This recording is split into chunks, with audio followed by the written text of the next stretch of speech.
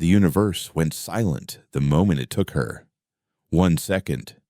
The helix array was a monument to hope. A silver lattice spun against the black canvas of the Kepler system, a place where humanity's brilliance was meant to bridge the chasm between us and the stars. Administrator Ilara Vance, her face projected on my console, was smiling, her voice a calm melody over the hum of the station's core as she explained the final energy calibrations to a delegation from the Sidonian hegemony. Her gray hair was tied back in its customary, practical bun, but her eyes, the same eyes that had seen the potential in a street orphan from Mars and given her a purpose, were alight with the fire of imminent discovery. The next second, there was only light, not the clean, focused light of the array's energy transfer, but a savage, cancerous bloom of white that devoured everything. My world became a symphony of screaming alarms and the shriek of tearing metal. As head of station security, my training took over, my body moving before my mind could process the sacrilege I'd just witnessed. I slammed the blast shields down, shoved my junior officers toward the escape pods, my voice a raw bark of commands that felt utterly meaningless against the station's death agony. The last thing I saw on the main screen before it shattered was Ilara's face vanishing into the glare, her expression not of fear, but of startled, profound disappointment. Then I was in a pod, strapped into a crash couch, tumbling end over end into the void as the helix array, Ilara's dream, our species' magnum opus, ripped itself apart in a series of silent, blossoming explosions. I didn't watch. I couldn't. I just floated in the dark. The silence of space, a far more damning scream than any I could make. They found me 6 hours later, my pod's beacon a lonely pulse in a graveyard of glittering debris. The rescuers weren't human. They were Sidonians. Their sleek, silver rescue craft hovering with an efficiency that felt obscene. Their four-limbed bodies moved with an unnerving grace, their featureless faces betraying no emotion as they pulled me from the pod. Their leader, a tall, spindly being named Inquisitor Valerius, conducted the initial debriefing right there on his ship, the sterile white medical bay, a stark contrast to the inferno I had just escaped. His voice was a series of soft, resonant chimes, translated into flat American English by the implant behind my ear. He called it a tragedy, a catastrophic failure of human ambition. He spoke of Ilara Vance with a reverence that turned my stomach, calling her a visionary who had perhaps reached too far, too fast. His questions were scalpels, carefully dissecting my last moments on the station. But they weren't searching for truth. They were building a narrative. Had the core been running hot? Were there any fluctuations in the containment fields? Had Administrator Vance, in her enthusiasm, bypassed any of the standard Sidonian safety protocols we had so generously provided? I saw the trap. Every question was a brick in the wall they were building around humanity's reputation. I told them the truth. I told them the core was stable, that Ilara was the most meticulous scientist I had ever known, that every protocol was being followed to the letter. I told them about the light, how it wasn't the color of a reactor breach, how it felt wrong, predatory. Valerius simply tilted his head, a gesture of patronizing sympathy. He spoke of plasma cascades, of theoretical energy harmonics that a species as young as ours might not fully comprehend. He told me grief could create false memories. He logged my official statement, classified me as a traumatized survivor, and sent me back to the human fleet. The message was clear. This was our fault. Ilara Vance had died in a monument to her own hubris. And humanity should be grateful the Conclave was there to clean up our mess. Back aboard the fleet carrier Indefatigable, the flagship of the human expeditionary force, the mood was somber, heavy with a grief that felt tainted with shame.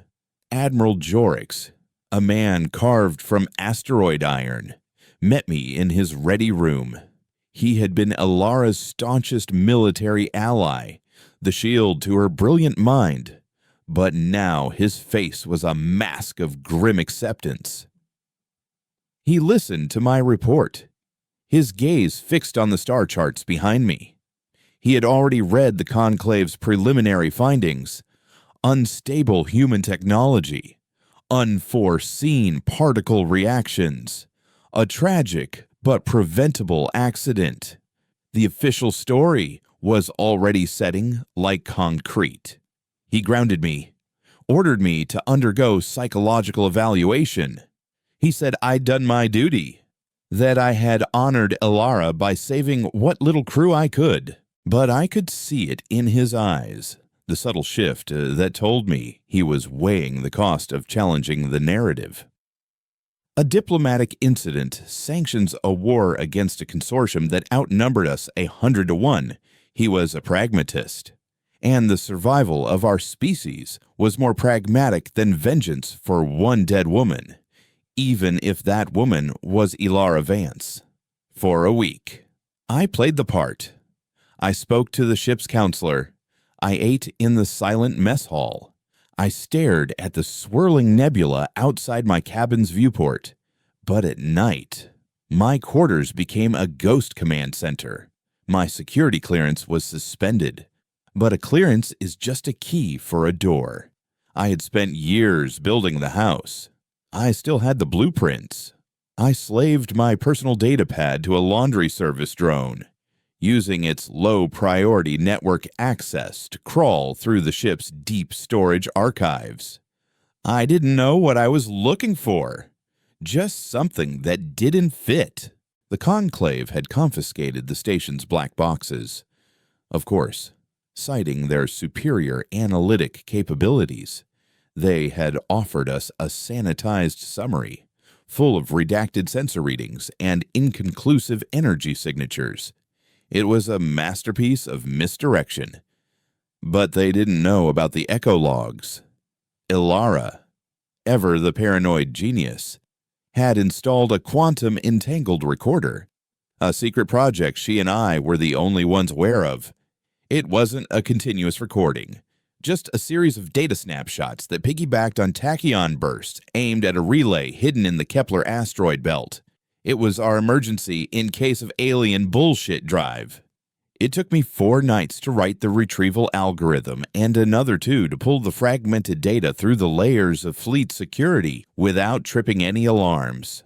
What I found made the blood freeze in my veins.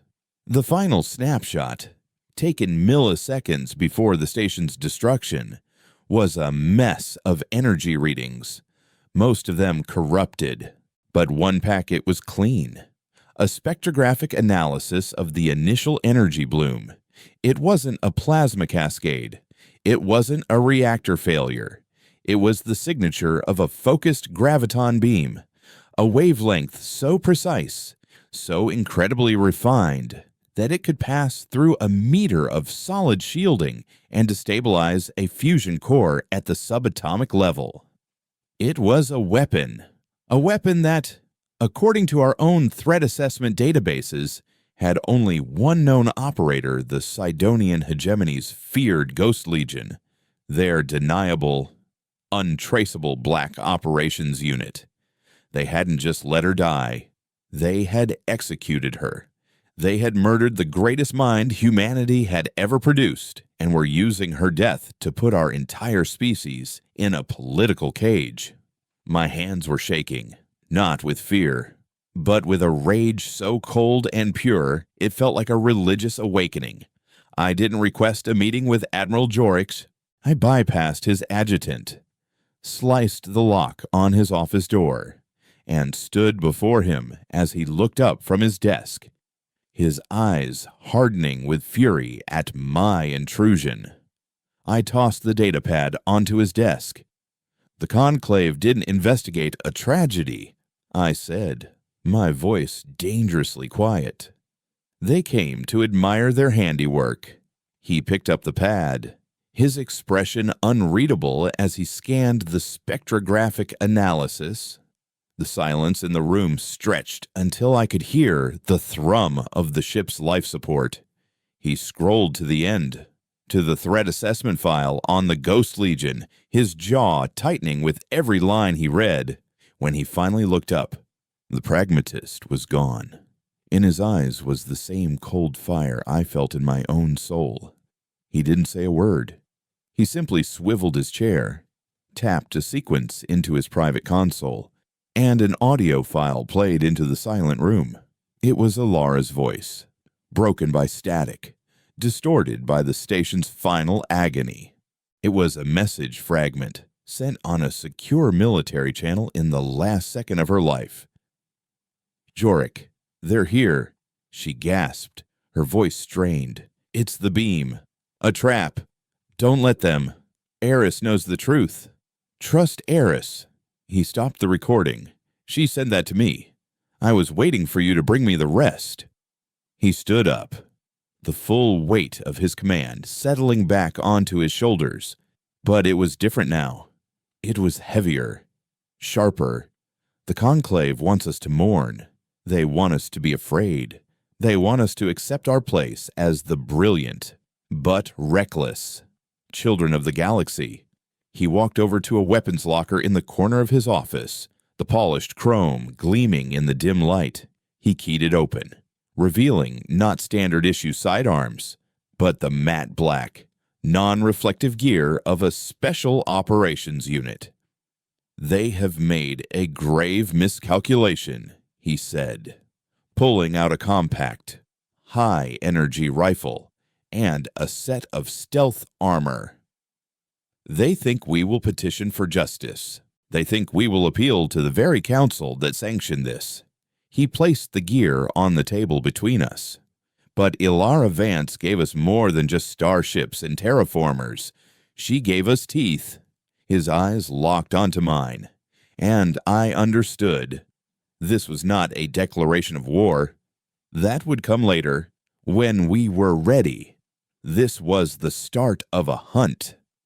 "Major Eris Thorne," he said, his voice dropping to a low growl of command. "You are no longer grounded. You are being reactivated. You will assemble a team. You will be given any resource, any asset, any authority you require. Your designation is Wraith Leader. Your objective is not to prove the Conclave's guilt to the galaxy. Your objective is to dismantle the network responsible, piece by bloody piece. You will hunt the Ghost Legion. You will find the one who gave the order. You will go into the shadows where they live, and you will make them understand that the children of Earth are done being scolded. You will teach them what it means to be afraid of the dark." I looked from the Admiral's unyielding face to the black armor on the table. The grief for Ilara was still there, a hollow ache in my chest. But it was no longer just a wound. It had been forged into something else. It was the whetstone on which I would sharpen my rage. I reached out and picked up the rifle. It felt cold, heavy, and perfect. "When do I start?" I asked. The Admiral allowed himself a grim, almost imperceptible smile. "You already have." My new command was a ghost ship, christened the Nyx, a blade of a vessel forged in the hidden shipyards of the Titan Confederacy. It had no official registry, no transponder that spoke to the Conclave, and its hull was a layered composite that drank sensor pings and exhaled only the cold whisper of the void. It was Ilara's final gift, a project she'd funded through back channels, her concession to the dark possibilities she knew lurked between the stars. It was now my sanctuary and my sword. My first task was to find its crew. Admiral Jorik had given me a short list of ghosts. Human assets either burned, buried, or broken by the very system we now served. He called them the Unforgiven. The first name was Kalen Reyes, a former fleet intelligence prodigy who'd been caught trying to hack the Sidonian diplomatic servers on a drunken dare. He wasn't court-martialed. That would have been an admission of his capabilities. Instead, they'd buried him in the data mines of Ganymede, sentencing him to a life of sifting through stellar cartography archives, a digital Sisyphus pushing meaningless data streams for eternity.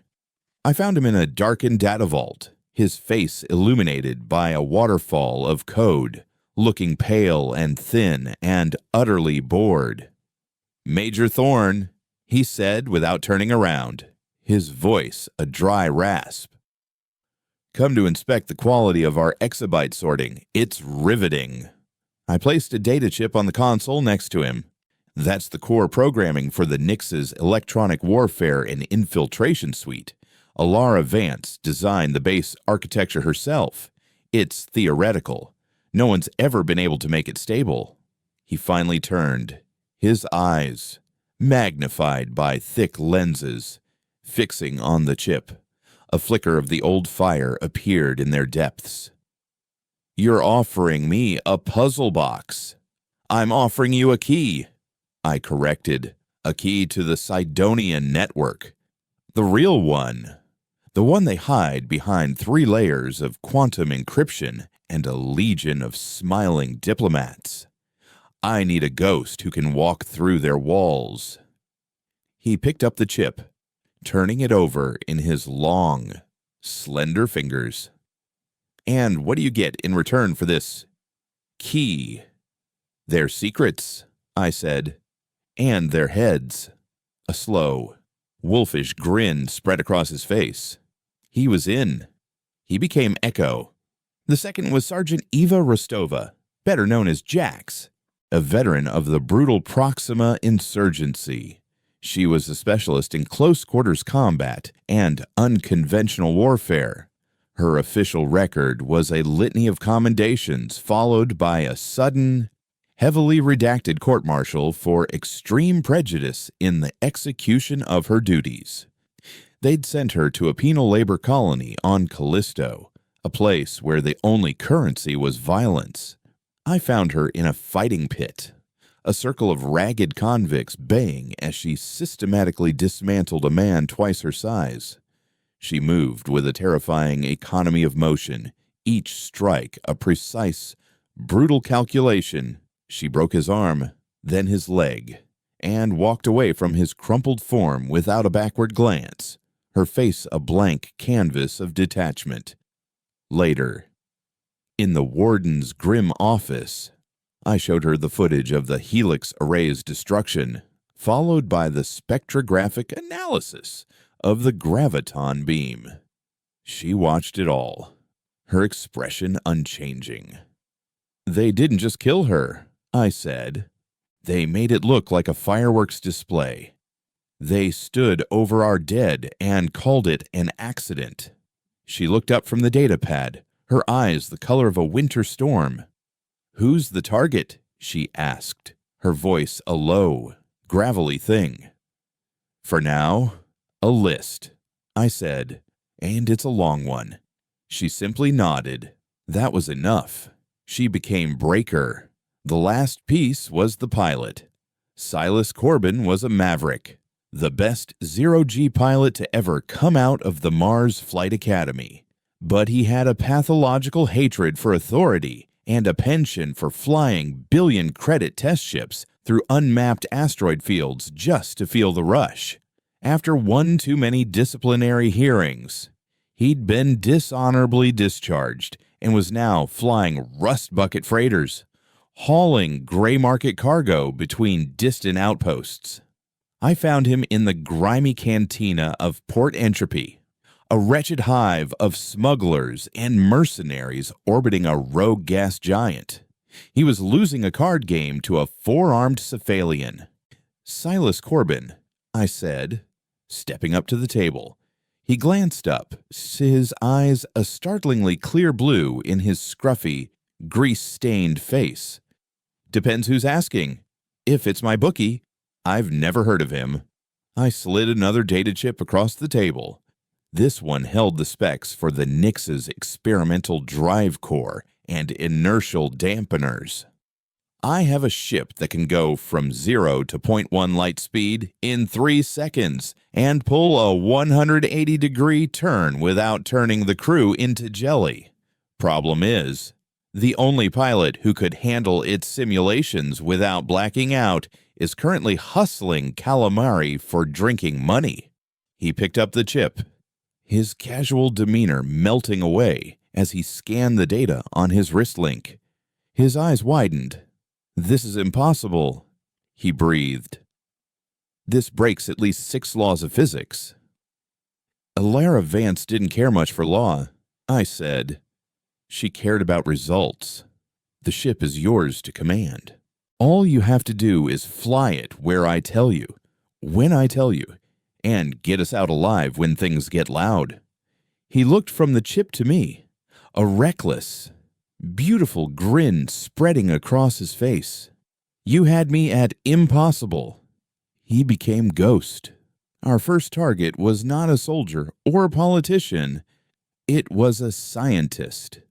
Dr.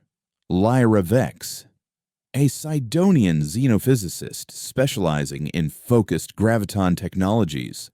According to the fragmented data Echo had managed to pull from Sidonian academic servers, Vex was the lead architect of the very beam that killed Alara. We tracked her to a high-security research outpost on Cygnus X1, a station called the Prism, disguised as a benign stellar observation facility. It was a fortress, shielded, patrolled, and locked down tight. A frontal assault was suicide.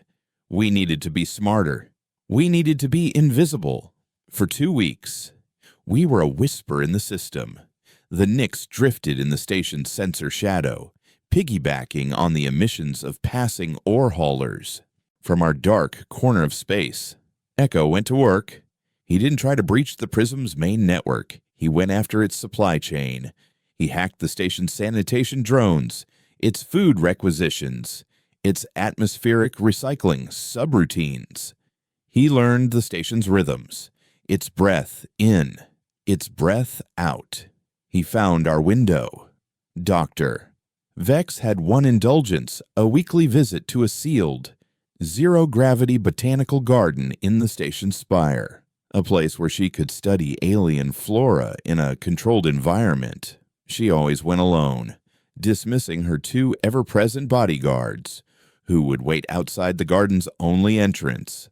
The plan was surgical. Ghost would pilot the Nix on a silent, low-power approach to the spire, matching the station's rotation perfectly. Breaker and I would perform a 0G EVA, cut through the garden's reinforced plasteel canopy, and extract Vex before her guards even knew she was gone.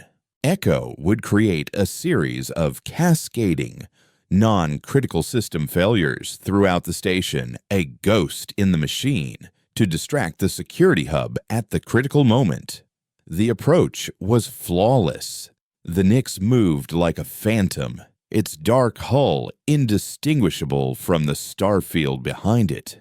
Breaker and I tethered ourselves to the spire, the magnetic clamps on our boots, the only thing keeping us from drifting into eternity. My plasma torch cut through the canopy with a low hiss, the only sound in the vacuum. Inside, the garden was a surreal wonderland of bioluminescent fungi and floating crystalline plants. Dr. Vex floated in the center, her slender Sidonian form silhouetted against the glowing flora, her attention fixed on a specimen. We dropped in behind her, our movements silent and practiced. I put a hand on her shoulder. She turned, her large, dark eyes widening, not in fear, but in surprised irritation. Before she could make a sound, Breaker injected her with a fast-acting sedative. As Vex's body went limp, the first alarm chimed, a soft, polite tone from the garden's entrance. Her guards. Echo's diversion had started, but the guards were disciplined. They were coming in. "Time to go," I subvocalized, my voice tight. We tethered Vex between us and began our ascent toward the opening. As we reached the hull, two figures in sleek, black Sidonian armor appeared below us, propelling themselves upwards with cold gas thrusters. They weren't station security. Their movements were too fluid, too predatory. Ghost Legion. They opened fire, their pulse rifles spitting silent needles of superheated plasma. Breaker shielded Vex with her own body, returning fire with the heavy caliber magnetic accelerator she carried. The void between us became a lethal lacework of light. "Ghost, we need a pickup. Now!" I yelled into the comm. The hull of the Nyx descended from above, its cargo bay doors already yawning open. "A little busy. Boss." Silas's voice crackled. They scrambled their patrol fighters. I saw them then. 3 sleek Sidonian interceptors screaming towards us. The Nyx's point defense turrets came alive, spitting a storm of projectiles that ripped one of the fighters to shreds. I fired my grappling line, pulling us and our unconscious cargo into the bay just as Breaker put a magnetic slug through the helmet of the second Ghost Legion soldier. The last one raised his rifle, but the bay doors slammed shut, and the gut-wrenching force of the inertial dampeners kicking in threw us against the wall. We were clear. Back in the sterile white of the Nyx's medical bay, Dr. Vex slowly awoke. I was waiting for her. Out of my armor, my face set. She was defiant, her voice chiming with indignation and threats of conclave retribution. I didn't respond. I simply played the recording of Alara Vance's last moments, her face full of hope, followed by the silent, ravenous bloom of white light. Then I showed her the spectrographic analysis, her life's work. "This is your signature," I said, my voice as cold as the space we flew through. "A tool of discovery, a way to study the heart of a star without burning. That's what you wrote in your thesis." I leaned closer, my eyes locking onto hers. "They didn't tell you they were turning it into a gun, did they? They didn't tell you its first field test would be the murder of a civilian scientist and the destruction of a project that could have saved a dozen worlds. They just used you. They used your beautiful mind to build a coward's weapon, and then they sent their ghouls to stand guard while you tended your flowers." I saw the change in her. The rigid posture of Sidonian superiority began to crumble, replaced by a tremor of dawning horror. The chimes of her language softened, becoming a key of grief and betrayal. She was a scientist first, a patriot second, and I had just shown her how her patriotism had been twisted to defile the sanctity of her science. She was silent for a long time. Then she looked up at me, the arrogance in her eyes replaced by a cold, burning ember of rage that mirrored my own. "The project was codenamed Vance's Folly," she chimed softly, the translator turning her words to venom. "The order came directly from the office of Inquisitor Valerius.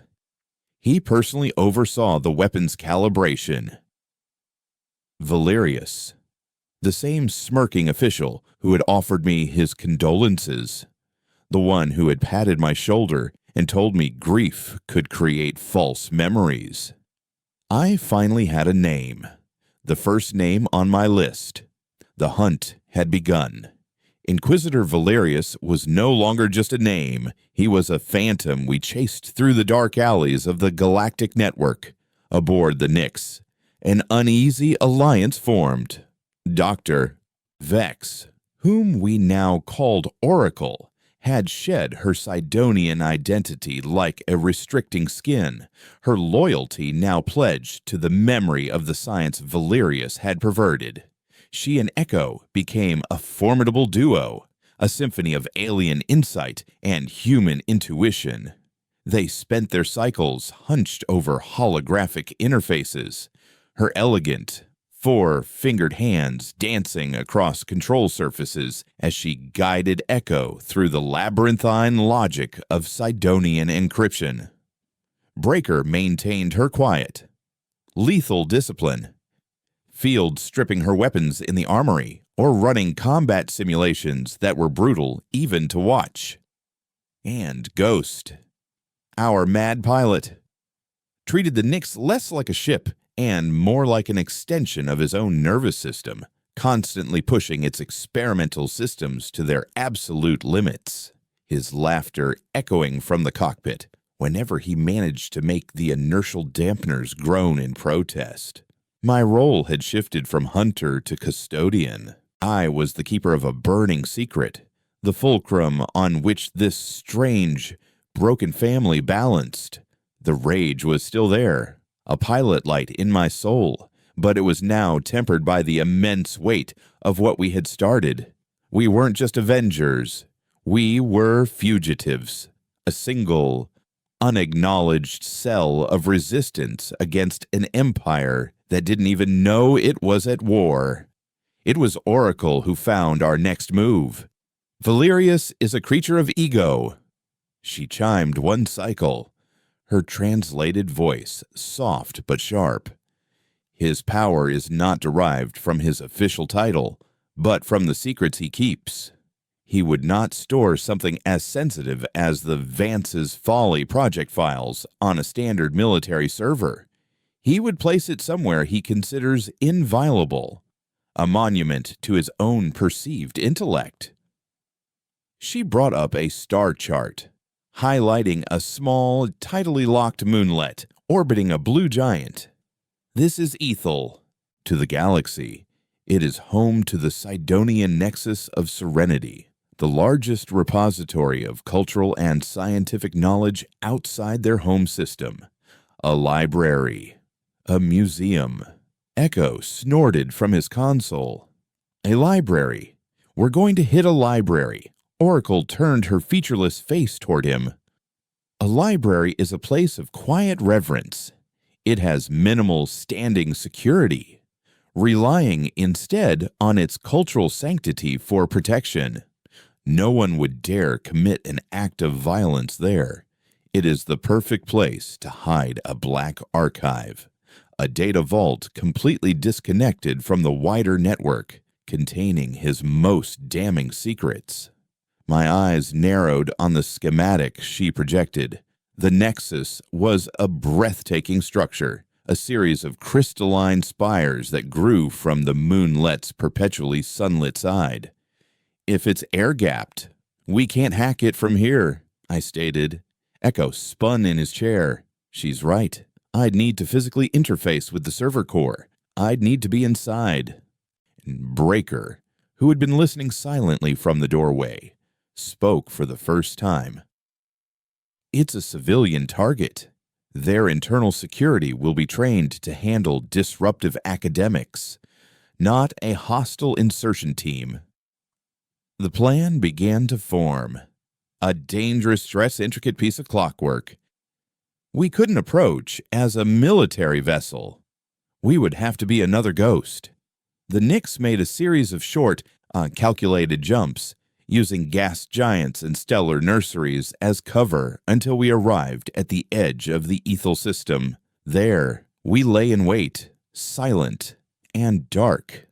Echo had spent the last week slicing into the manifests of Sidonian service guilds. He found what he was looking for, a Class 4 atmospheric maintenance skiff scheduled for a routine filter replacement at the Nexus. We intercepted it in the deep dark. A clean and silent takedown. Breaker disabled the crew with nerve gas canisters, and we pulled their skiff into our cargo bay.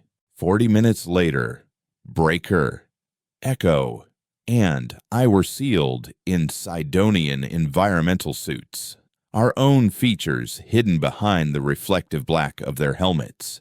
Our skiff, now piloted by a ghost program Echo had written, detached from the Nyx and began its sedate, automated approach toward the glittering spires of Ethel. Have fun at the book club, boss. Ghost's voice crackled in our ears. Try not to get any late fees. The Nyx shimmered and vanished into the black, beginning its own deadly dance with the system's long-range patrol scanners. Landing was unnervingly simple. The Nexus docking control acknowledged our doctored credentials without a query. The service bay was empty, a cavernous, sterile white space. The air was still and smelled of ozone and filtered serenity. As we moved through the service corridors, the silence was absolute, broken only by the faint hum of the station's life support. We emerged into the main concourse, and the sight stole my breath. It was a cathedral of knowledge. Vast halls of polished white stone soared upwards, crisscrossed by silent, floating platforms carrying Sidonian scholars and artists. Data streams flowed like waterfalls down crystalline walls, and in the center of it all, a miniature star burned, casting a soft, golden light on everything. It was beautiful, and it was built on a foundation of lies. Following Oracle's schematics, we made our way to the sublevels, to the section designated Archaic Data Storage. The public-facing archives were for show. The real vault was behind them. The two Sidonian guards at the final checkpoint were not scholars. They were broad-shouldered, professional soldiers, their calm stances belying the pulse rifles slung over their backs. Ghost Legion. They held up a hand, their language a series of polite but firm chimes. Breaker didn't hesitate. She moved like smoke, a blur of motion. It wasn't a fight, it was a disassembly, a nerve strike to the neck of the first guard, a disarming maneuver and a disabling blow to the second one's knee. They were down, unconscious and silent, in under 3 seconds. We dragged them into a recess, and Echo got to work on the vault door. It was a meter of solid chromium, but he wasn't trying to break it. He was seducing its lock, his interface tool whispering code into its systems until it slid open with a soft sigh. The black archive was the complete opposite of the Nexus above. It was a cold, dark room, its only light coming from a single, pulsing server core at its center. This was Valerius's heart of darkness.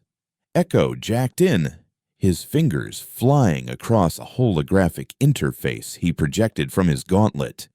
"I'm in," he whispered, his voice tight with concentration. "The security on this thing, it's alive. It's learning. Oracle was right. This is his private playground." Breaker stood guard at the door while I watched the download progress bar crawl across my helmet's display. We were after one file, the unredacted project log for Vance's Folly. But as Echo dug deeper, his breathing grew ragged. "Eris, you need to see this." He rerouted his screen to my HUD. Vance's Folly was there, but it was just a subfolder. The main project directory had a different name, The Great Silence. I opened the master file. It wasn't a weapon development program. It was a strategic depopulation schedule. It detailed a plan to use the graviton beam technology not just for single assassinations, but to destabilize the stars of species the Sidonian hegemony deemed potential future threats. The Thraxian Confederacy, the Orion Sovereignty, and At the top of the list, with a projected timeline of 50 years, was Saul, our son. Elara Vance's murder wasn't an act of political intimidation. It was a field test for stellar genocide. A cold dread, far deeper than any rage, settled in my stomach. We were standing in a tomb, not just for Elara, but for entire civilizations. Download complete. Echo choked out, pulling a data core from his gauntlet just as every light in the room flashed crimson. A voice, smooth and resonant with synthesized amusement, filled the air. It was Valerius. Major Eris Thorn, the Inquisitor chimed, his image flickering to life on the server core. I must confess, I am impressed. To track me here, you have proven to be a far more entertaining loose end than I had anticipated. The vault door slammed shut. Panels slid open in the walls, revealing the unmistakable silhouettes of Ghost Legion soldiers, their weapons raised. It had been a trap. A honeypot. He'd known we were coming. Did you truly think I would not have protocols in place for the theft of my life's work? Valerius purred. You have taken the bait. Now, the trap springs. Your ship will be hunted down. Your crew will be atomized. And my little secret will be safe forever. You called genocide a secret, I snarled, raising my rifle. He laughed, a sound like shattering glass. I call it proactive galactic gardening. We are merely weeding the garden before the pests can grow too strong. Your species was simply the first. The Legionnaires opened fire. The pristine archive became a maelstrom of plasma and concussive blasts. Breaker became a whirlwind of destruction, her accelerator rifle roaring, punching holes in the walls and the soldiers standing in front of them. Get us out of here, I yelled to Echo. He was already working, his fingers a blur as he sliced the vault's secondary emergency exit. A panel blew open behind us, leading into a raw, unfinished service conduit. We scrambled through, the air thick with the smell of scorched metal. Ghost, extraction, now we're blown, I shouted into the comm. On my way. He yelled back, his voice strained over the sound of weapons fire. Things are getting a little spicy up here too. We ran, fighting our way through the guts of the station as lockdown alarms blared. We burst out into a different service bay, just as the sleek, dark form of the Nyx descended from the moonlit sky, its point defense cannons blazing, carving a path through the Sidonian fighters that swarmed it like angry insects. The cargo bay ramp slammed down and we dove inside, the ship already ascending, plasma fire scoring scars across its hull. As the doors sealed, I looked back at the beautiful, serene nexus of serenity, now scarred with the fire of our escape. We had the proof. We had the monster's playbook, but we were no longer the hunters. We were the prey, and the entire Sidonian fleet was baying for our blood. My mission of vengeance was over. A war for survival had just begun. The hunt was on, and we were the fox. The Ethel data core pulsed on the Nyx's central briefing table, a dark heart pumping poison into the silent cabin. The Great Silence protocols were more than a strategic plan. They were a philosophy, a cold equation that justified the extermination of any species that might one day challenge Sidonian dominance. Elara hadn't been an obstacle to be removed. She was a variable to be tested. Her death was the proof of concept. Now, we were the only ones who knew the truth. And our knowledge had painted a target on the back of every human in the galaxy. Every Sidonian patrol from here to the Galactic core just got our description. Ghost's voice was tight, the usual levity gone, replaced by the grim focus of a man flying on the edge of a razor. I've been spoofing our energy signature, making us look like a stellar anomaly. But that's a cheap parlor trick. It won't hold for long. Echo, pale and sweating, hadn't moved from his console since we jumped. It's worse than that. Valerius isn't just broadcasting our ship's profile. He's painted us as terrorists. Human extremists responsible for desecration of Nexus of Serenity. They're spinning the story. We're not whistleblowers. We're vandals who destroyed priceless cultural artifacts and murdered innocent scholars. He slammed his fist on the console. They're not just hunting us. They're discrediting us before we can even speak. A grim silence settled over the crew. We had the truth. A truth that could shatter the fragile peace of the Galactic Conclave, but it was useless if we couldn't get it to the right people. Sending it over the standard FTL comm network was impossible. The Sidonians would intercept and bury it in an instant. We needed to deliver it by hand. The Thraxian Confederacy. Oracle chimed, her featureless face turning towards me. They are next on Valerius's list. Their homestar is scheduled for destabilization in less than 5 standard years. They are proud, a warrior culture, but they are not fools. If we present this evidence to their high command, they will listen. I looked at the star chart. The Thraxian capital, a fortress world called Korvath, was deep in contested territory, a region known as the Serpent's Veil, a treacherous nebula rife with pirates and gravitational anomalies. It was a long, desperate run. It's our only shot, I said, my voice leaving no room for argument. The Conclave is a den of politicians who will debate our evidence until our sun goes supernova. The Thraxians are fighters. They will understand a threat when they see one. Breaker, who had been methodically cleaning her rifle, looked up and gave a single, sharp nod. The decision was made. We were going to the Serpent's Den. Getting there required a new level of cunning. We couldn't fly a straight line. Ghost plotted a course that was a masterpiece of controlled chaos.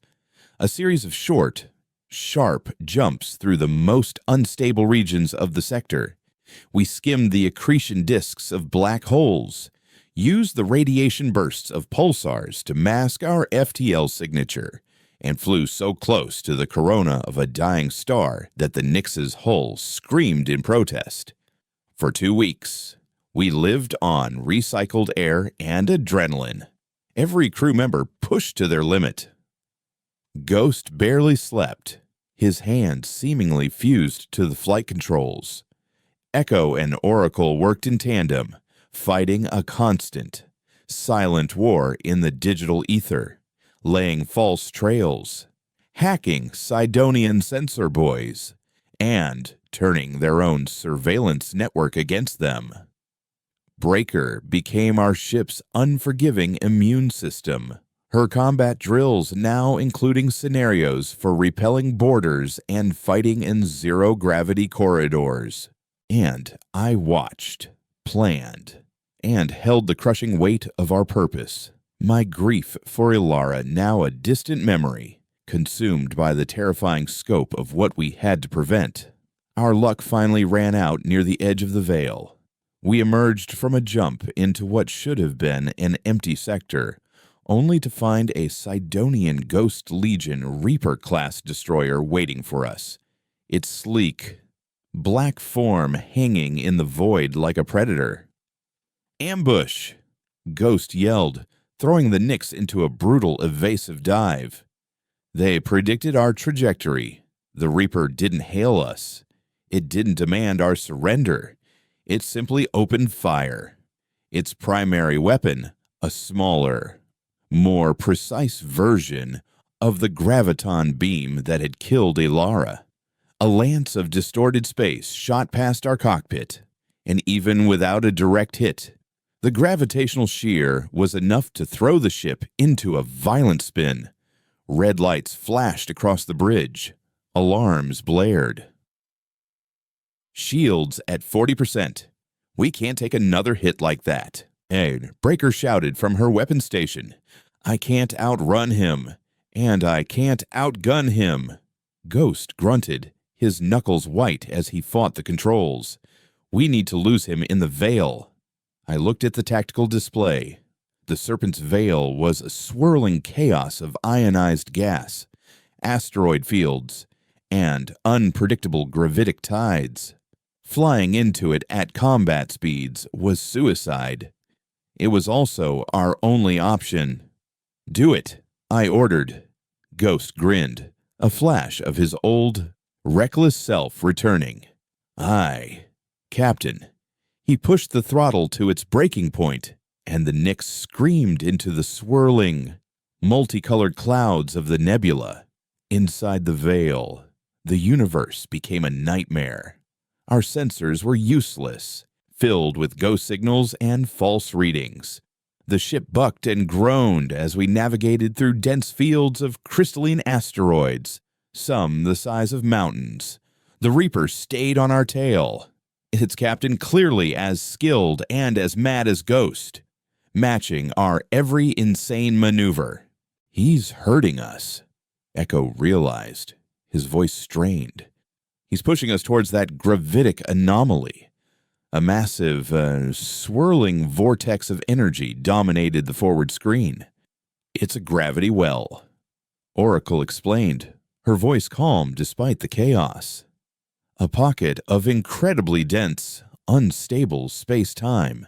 To enter it is to be crushed to nothing. The Reaper fired again. The beam clipped our port engine. The ship shuddered violently, and the lights flickered and died, plunging us into the red glow of the emergency lighting. We've lost primary power. Life support is failing, Breaker called out. We were crippled, cornered. The Reaper was closing in for the kill. I looked at the gravity well, then at my crew, their faces grim in the crimson gloom. There was no surrender. There was no escape. But there was defiance. Echo, I said, my voice calm. Can you rig the data core to the main comms array? He looked at me, understanding dawning in his eyes. You want to broadcast it into the veil. It'll be a chaotic, undirected burst. Anyone could pick it up. Exactly, I said. Pirates, scavengers, Thraxian patrols.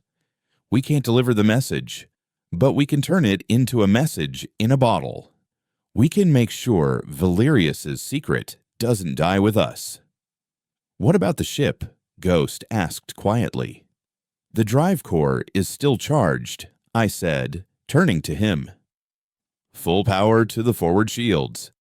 I want you to fly us straight into that well. A stunned silence fell over the bridge. You want us to kamikaze? Breaker asked, her voice flat. No, I said, a grim smile touching my lips. The Reaper is a destroyer. Its shields are designed to deflect energy weapons, not withstand sustained gravitic stress of this magnitude. He's been avoiding the well's edge, just like us. He thinks we're trapped. He doesn't expect us to embrace the cage.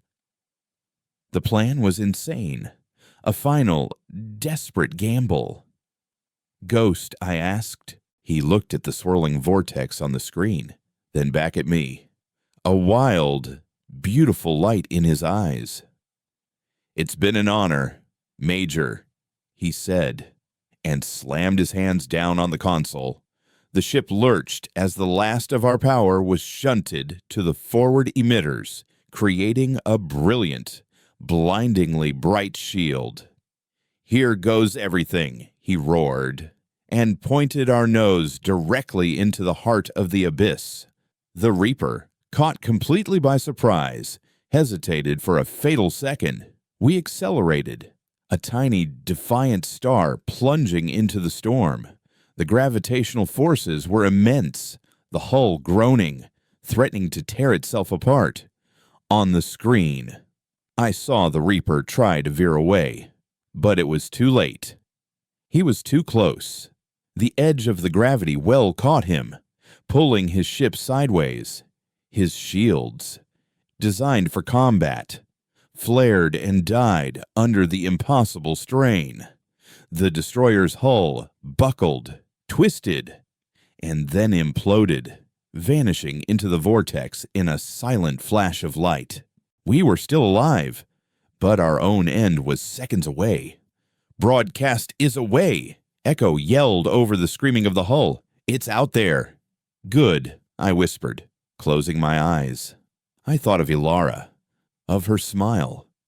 We hadn't saved ourselves, but maybe, just maybe, we had honored her memory.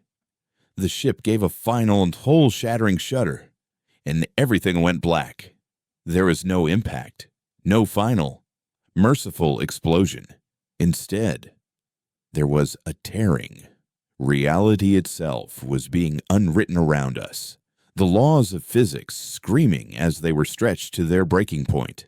The gravity well was not a place, but a process, a violent transition from one state of being to another. Through the viewport, the swirling nebula became a kaleidoscope of impossible colors, and the silent implosion of the Reaper was a memory already being devoured by the sheer wrongness of it all. The ship's final agonizing groan was the last thing I heard before my own consciousness frayed. The threads of thought pulled apart by the tidal forces of space-time. I didn't die. I was unmade. Consciousness returned not as a gentle dawn, but as a violent jolt, like a drowning man gasping for air. I was slumped in my command chair, the emergency lighting casting a hellish red glow on a scene of utter devastation. The bridge was a wreck of shattered consoles and sparking conduits. A deep, unnerving silence had replaced the cacophony of alarms. We were adrift. "Status," I croaked, my voice raw. A weak groan came from the pilot station. Ghost was slumped over his controls, but he was alive. "Well," he coughed, a trickle of blood at the corner of his mouth. "The good news is, we're not jelly. The bad news is, I think we broke physics." Breaker was on her feet, helping a dazed Echo out from under a fallen ceiling panel. Oracle, her slender form surprisingly resilient, was already running a diagnostic on the one console that still flickered with life. "The drive core is inert," she chimed, her translated voice flat, devoid of its usual precision. "The hull is compromised in 12 sectors. Life support is running on emergency reserves. We are, for all practical purposes, a coffin. We had survived. We had won our impossible gamble, but the cost was everything. We were a ghost ship in truth now, dead in the water in an uncharted sector on the far side of the Serpent's Veil. We had no way to send a signal, no way to navigate. All we could do was wait for the air to run out. For 3 cycles, we drifted in silence, making what repairs we could, rationing our remaining supplies, and speaking little. The weight of our success and our failure was a palpable thing in the cold. Dark ship. We had the secret that could save the galaxy, but we were going to suffocate with it locked in our cold. Dead hands. On the 4th cycle, something changed. A new light, not from a star, but from a ship, washed over our battered hull. Then another, and another. Soon, the viewport was filled with them. They were not Sidonian. These ships were brutalist wedges of black metal, hulls like sharpened obsidian, bristling with weapon emplacements that spoke not of policing, but of conquest. A single stylized glyph of a coiled serpent was emblazoned on their lead ship, a dreadnought that dwarfed the Nyx. Thraxian. Our comms crackled to life for the first time in days. Unidentified vessel. A voice like grinding stones echoed through the bridge, the universal translator struggling with its guttural cadence. You are broadcasting fragmented data packets on a priority Sidonian encryption key. Identify yourselves or be purged. Echo looked at me, his eyes wide.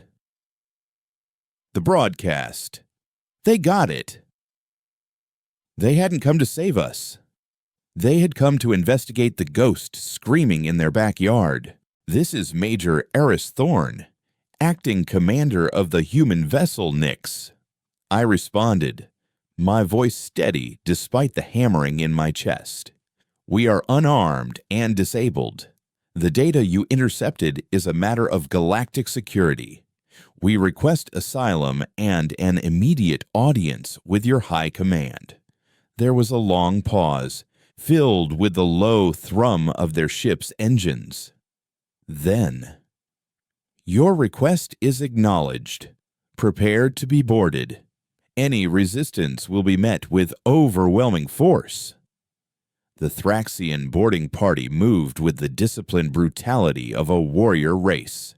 They were tall, reptilian beings, their bodies covered in carapaces of mottled bronze, their heads elongated, with 4 eyes that burned with cold, intelligent fire. They secured us without a word, their efficiency both terrifying and admirable, aboard their dreadnought, the World Breaker. We were brought before their leader, War Marshal Cathar. He was immense, a giant of his species, his carapace scarred and decorated with the emblems of 100 campaigns. He sat on a throne of polished bone, the bridge of his ship a dark, cavernous space that felt more like a sacrificial altar than a command center. The human, Cathar growled, his 4 eyes fixing on me. You have brought a Sidonian war to my doorstep, and you dare ask for asylum. Behind him, a massive holographic display showed the fragmented data from our core Valerius's genocidal equations, the stellar destabilization timelines, the file for Vance's folly. The war was coming to your doorstep whether I arrived or not, I said, meeting his gaze. That data is a death sentence, not just for my species, but for yours. The Sidonians see us as pests in their garden. You are next on their list to be weeded. The War Marshal was unmoved. Words. Sidonian deceit is well known. This could be a fabrication, a human trick to draw my fleets into a war that is not our own. Then don't believe my words, I shot back, stepping forward. Believe his. I pointed to the data stream.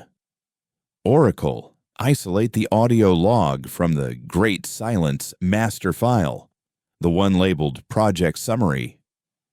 A voice filled the bridge. It was smooth, arrogant, and chillingly familiar. It was Inquisitor Valerius, addressing his secret council. The Thraxians represent a predictable, if brutish, martial expansion. Left unchecked, they will inevitably clash with our resource interests in the Perseus arm. The destabilization of their star, Cathor, is a clean, permanent solution. It will be classified as a natural nova event. There will be no survivors. We are not murderers. We are shepherds, guiding the galaxy toward a more serene, orderly future under our benevolent watch. A deep, dangerous silence fell over the Thraxian bridge. The warrior Dursensten, who had looked at us with contempt, now stared at the data with a dawning, horrified rage. Cathar's massive hands clenched on the arms of his throne, the bone groaning under the pressure. His 4 eyes were now burning embers of hatred. "Shepherds," he hissed. The word a curse. At that exact moment, alarms blared across the bridge. "War Marshal, multiple Sidonian vessels have just jumped into the system. They are hailing us." A new face appeared on the main screen. It was Inquisitor Valerius, his expression a mask of calm authority. "War Marshal Cathar," he chimed. "My apologies for this intrusion. We are tracking a vessel of human terrorists who have committed heinous crimes against the Conclave. We have tracked their dying ship's signal to this location. We ask that you stand down and allow us to reclaim these criminals and their stolen, fabricated data." Cathar looked from Valerius's smug face to the audio file still lingering on his screen, and then to me. It was the moment of truth. The future of the galaxy balanced on the decision of one old warrior. He could hand us over, appease the powerful Sidonians, and hope their genocidal plan was a bluff. Or he could trust the broken, desperate humans who had fallen out of the sky. The War Marshal rose from his throne, his full nor terrifying height silencing the entire bridge. "Inquisitor," he growled, his voice a low earthquake. "You Sidonians speak of serenity and order, yet you bring secret wars and stellar destruction. These humans, they came to us with nothing but the truth." He turned to his communications officer. "Open a channel to the entire fleet and to the human fleet at Sol." He looked back at Valerius, and, for the first time, I saw a Thraxian smile. It was a horrifying sight, all teeth and predatory fury. "Your great silence is over, little shepherd," Cathar roared. "Today, the galaxy learns to roar back." He slammed his fist down on a console. "All ships engage, burn their worlds from the sky." Valerius's face vanished, replaced by the chaotic beauty of the Thraxian fleet surging forward, their weapons lighting up the void. From the bridge of the World Breaker, I watched the battle begin, not as a fugitive, not as an avenger, but as a witness. The war for Ilara was over. The war for everything was just beginning. Standing there, with my small, broken crew, I knew our part in the hunt was done. We had been the spark. Now, we would have to trust in the inferno we had unleashed. I looked out at the blossoming explosions that marked the first shots of a new galactic age, and for the first time since I'd watched Ilara's face vanish into the light, I felt a flicker of hope. She hadn't just given us teeth. She had given us a voice. And now, finally, the galaxy would be forced to listen.